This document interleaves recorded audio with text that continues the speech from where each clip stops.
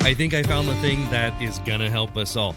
I recently discovered a really great podcast that I think you're gonna love. It's called Sports Will Save Us All with Sasha Graham. And even if you're not super into sports, you will love this show. Sasha talks to plenty of athletes and coaches about their experiences, but she also talks to people you might not expect: dancers, reporters, cheerleaders, athletes with disabilities, sports psychiatrists, authors, filmmakers, and more. Every week, it's a new and fascinating conversation that I think you're really going to enjoy. I think a lot of people are looking for non-political, non-controversial content right now to help sort of protect their mental health, and this podcast is a great distraction from all of that. You can find Sports Will Save Us All wherever you're listening to this podcast, or click the deals link in the show notes. Take a listen, let me know what you think. An entire forest of trees in Indiana exists for one reason: to supply wood for a 227-year-old naval ship. We'll tell you all about it on a brand new episode of The Internet Says It's True. Well, hey there, and welcome to The Internet Says It's True, where every week I tell you about something that sounds like I made it up, but it's really true. Part of the WCBE podcast experience, available on all podcast platforms, as well as the NPR app and website. My name is Michael Kent. This is episode 212. Thanks for being here and tuning in every week. And I do really want to thank you so much for listening. I don't know about you, but right now I'm doing everything I can to entertain myself with content that is not about the election. And if that's you, I'm happy to announce we've got a backlog of hundreds of episodes here that are free for you to listen to. And if you want even more content, the Patreon has videos and even more bonuses. By the way, I want to thank Tizitor Matt, who upgraded his membership level this week. Also, a warm welcome to Stephanie and Mr. That's all this one says, no first name. So Stephanie and Mr., thank you. And Matt, thank you. If you want to become a Tizitor and get those bonuses, you can do that at patreon.com/Michael. I am once again asking for your financial support. Hey, also help me out. We've currently got a 4.9 star rating on the Apple Podcasts app, and I just need a few more ratings and reviews to bump that up to 5.0. So I'm calling on you to help me out. Go to the Apple Podcasts app, give us a 5-star rating and a quick review. That really does help out the podcast more than you probably think. I hate continually asking for stuff like this, but the fact is it's just how podcasts work. Those ratings and reviews really do help us out. I was thinking of giving this place 5 stars. So let's talk about this story. It's all about a forest in Indiana, but first, we venture to Hawaii. This last summer, I spent a week working on a cruise ship in Hawaii. And as I was touring around Maui, some trees were pointed out to me, and they looked out of place. Among the volcanic mountains and lush vegetation, these tall, skinny pine trees stick up, and they really do look out of place, particularly near the coast. They're Norfolk pines. Some people call them Cook pines. Those trees were specifically planted back in the late 1700s by Captain James Cook. Cook was a British naval officer, explorer, and cartographer.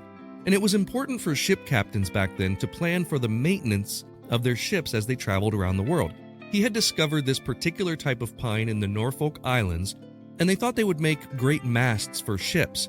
So as he sailed around the Pacific in the 1770s, he planted these tall Norfolk pines with the idea that they could be used to replace broken masts on the ships. Well, the idea didn't work that well. First of all, Cook tried to kidnap Hawaiian chief Kalani Opu'u and was killed in 1779. But the problem with the trees were that they grew too fast and the winds were too high on the island. So the wood grew without being strong enough and was too weak to be used for ship's masts. And in many cases, the trees would grow crooked from the wind as they were growing because they were just growing too fast. These non-native trees still populate the Hawaiian Islands. In Sweden, there's an island called Visingo, where the entire southeast quarter of the island is covered in giant, beautiful oak trees. And this forest of trees are there for the sole purpose of providing lumber for ships. 300,000 of them were planted in the 1830s. In the UK, Lord Horatio Nelson called for the planting of oak trees in what's known as the Trafalgar Oaks in the Forest of Dean. This was a fairly normal thing back then. But the problem was that in many cases, by the time these trees matured enough to the size that they would be useful for ships, the ships were starting to be made with steel. This was in the 1880s and 1890s. So those trees were used much more sparingly than originally intended. They would only be taken down here or there if there was a repair that was needed on an aging wooden fleet. As those ships were decommissioned and scrapped, the forests wouldn't be needed for shipbuilding at all. In the U.S., there were a few of these purpose-built forests as well. President John Quincy Adams had a 1,300-acre area designated for live oak tree farming in the late 1820s. These were for the purpose of maintaining the United States naval fleet. It was near Pensacola, Florida, out on the Gulf Islands National Seashore. And just like in Europe, those trees hardly ever saw any use as the small U.S. wooden fleet was converted to steel warships. Now that forest still exists today, however, and is protected by the National Park Service as the Naval Live Oaks Preserve in the Gulf Islands National Seashore. But amazingly, one of these oak forests in the U.S. not only exists, but is still being used for its intended purpose. We'll talk about it after a quick break.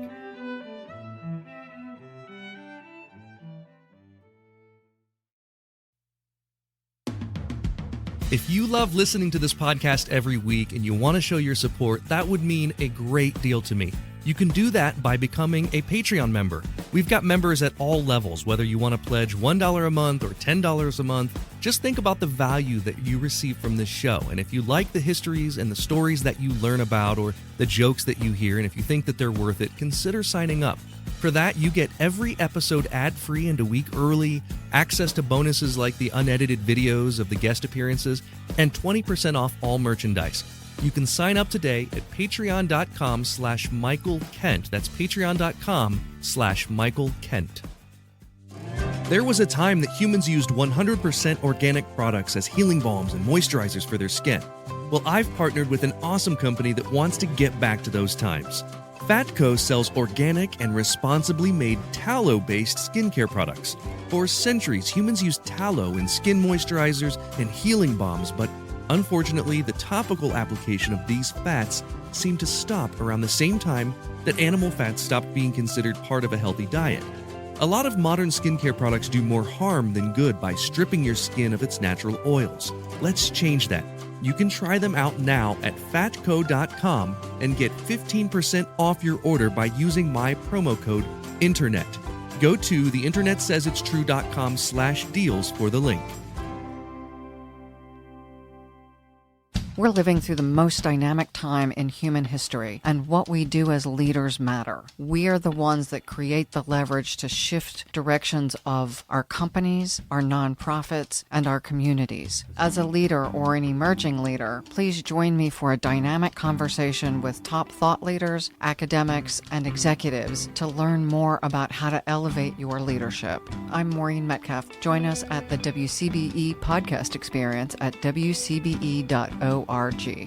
I'm John DeSando, host of Back Talk. This podcast is an extension of the long-running, award-winning movie review show, It's Movie Time. Back Talk features additional content and banter with guests about new movies. If you want more insight and information about what's playing now in theaters and online, find Back Talk at the WCBE podcast experience on wcbe.org. You'll be happy you did. The U.S.S. Constitution is a three-masted ship belonging to the United States Navy. In 1794, Congress had passed the Naval Act, which authorized the building of 6 frigates. The threat at the time was to help protect against Barbary pirates, but also to protect our young nation so it could compete with European naval powers.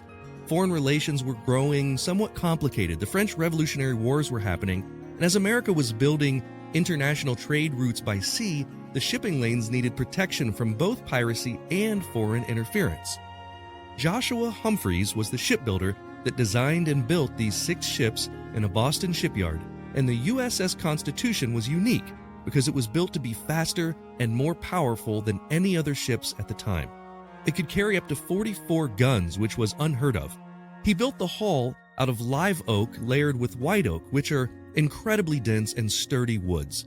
Cannons at the time were barely powerful enough to pierce this wood hull. She was commissioned in 1797 by George Washington, who was also the person who named her the U.S.S. Constitution. The ship became famous during the War of 1812, where the U.S.S. Constitution was part of several key naval battles with Great Britain. A couple months after the war formally began, the Constitution was under the leadership of Captain Isaac Hull. He was sailing her off the coast of New Jersey and attempting to meet up with a fleet of 5 other American ships. After he located what he thought was this formation of ships and sailed toward them, he realized he'd sailed toward a formation of 5 British ships that were coming out of Halifax, Nova Scotia. This led to a slow-motion 57-hour chase. The U.S.S. Constitution was fleeing back to Boston and was only able to escape the fleet by dumping a bunch of stuff overboard to lose weight. A few weeks later, after arriving safe at port, the Constitution earned her nickname when she sailed back north toward Halifax. The ship sailed toward Nova Scotia to push back against a British naval blockade, and that's where she encountered a frigate, the HMS Guerriere. It was one of the ships that had been spotted in the 5-ship squadron the previous month. The two exchanged cannon fire. The Guerriere's cannons basically bounced off of the U.S. Constitution, which is how she got her nickname, Old Ironsides. The cannon fire from the Constitution broke one of the British ship's masts, and as the mast was being dragged in the water, it slowed her down. The ships became entangled, and the remaining masts were shot away. The crew of the HMS Guerriere surrendered. The U.S.S. Constitution had her first victory, and a lifelong nickname was earned. There were several other key battles that the ship was part of throughout the War of 1812, but even after that war, Old Ironsides continued to see use. The ship was decommissioned and recommissioned several times throughout numerous conflicts. By the time of the Civil War, she was the only one remaining of those original 6 frigate ships. She had been refitted to house Union soldiers and even have floating classrooms on board. But the ship was constantly under threat by the Confederates. Nevertheless, the ship remained in service and acted as a training vessel for our naval forces out of Philadelphia. Because she was no longer valuable for battle in a world of steel-hulled ships, the government really didn't know what to do with the Constitution. She had been saved from the scrapyard multiple times by being refitted, upgraded, and repurposed. In 1896, the ship was sent to the Charleston Navy Yard in Boston, where it was built. And in 1905, she was about to be used for target practice out at sea, but was once again saved, this time by a congressional authorization for her full restoration and conversion into a floating museum. So that was 119 years ago, and the ship is still around and still being maintained. Throughout the history of Old Ironsides, there have been many restorations and upgrades, and that brings us to, this can't be right, southern Indiana? Yes, in southern Indiana, near a town called Crane, there's a giant, and I mean giant, naval support facility. It's called Naval Support Activity Crane, or NSA Crane. The facility's main purpose is the storage and testing of armament, but it's located on a gigantic piece of land that's filled with a grove of 53,000 acres of white oak trees. And this location is 750 miles from the nearest ocean, and even though this base serves an incredibly high-tech mission, this grove of trees is serving a mission that's the exact opposite of high-tech. The forest is known as Constitution Grove, and its sole purpose is providing lumber to maintain and replace parts of one ship, the U.S.S. Constitution. Here's Trent Osman, who works as a forester at NSA Crane in Constitution Grove. White oak, it's a naturally waterproof wood. It was what was originally planked, or it was actually the hull material for the original U.S.S. Constitution, so they're keeping that original. They're huge. They're up to 40, 50 feet long, and you're talking trees anywhere between 15 to 20,000 pounds apiece. We've been counting some of the rings of these trees that are fallen, and they range anywhere between 120 to 150 years old. So you're talking 1860s, 1890s is when these trees were initially seedlings. It's an honor to be a part of some living history such as this. And like I said, this was a ship that was commissioned by George Washington. The most recent major overhaul to the ship happened in 2017, and at that point, they dry docked the ship and harvested 35 trees from Constitution Grove to replace aging hull planks. To use up all the trees in the 53,000 acres, the ship would have to last until the year 4536. I'm just kidding, by the way, I didn't do that math, but there's no way possible the ship will ever outlast this forest. It's like having the world's largest cow farm on hand to provide leather to make seats for a single car. The ship's future is safe because of the efforts of the Navy and the foresters who work at that Crane facility. The ship still exists because it's used as a tool to help the public understand the Navy's role in war and peace. When it's not on display berthed at Pier 1 of Charleston Navy Yard in Boston, she occasionally sails for special occasions and even still ceremonially fires the cannons.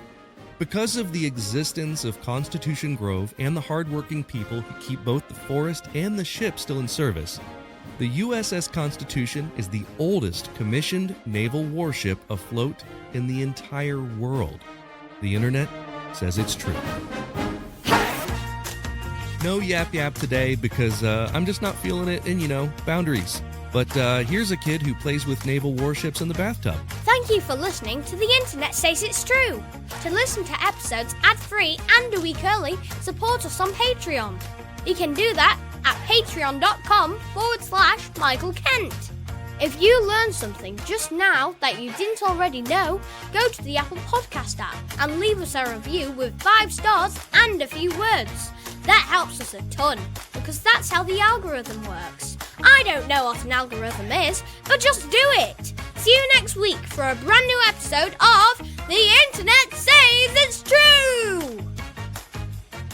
The Internet Says It's True would like to thank the Patreon subscribers whose monthly contributions help to make this show possible. Sean Brown, Joshua Endress, Dallas Ray, Bryce Swanson, Eugene Anderson, Jim and Joanne Martin, Mitch and Andrew Joseph Kemplin, and the show's official Emperor, Kicktrack.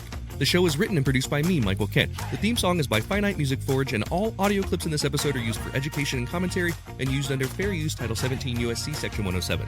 You can listen to past episodes by searching for The Internet Says It's True wherever you get your podcasts, and you can see bonus content at patreon.com/Michael Kent.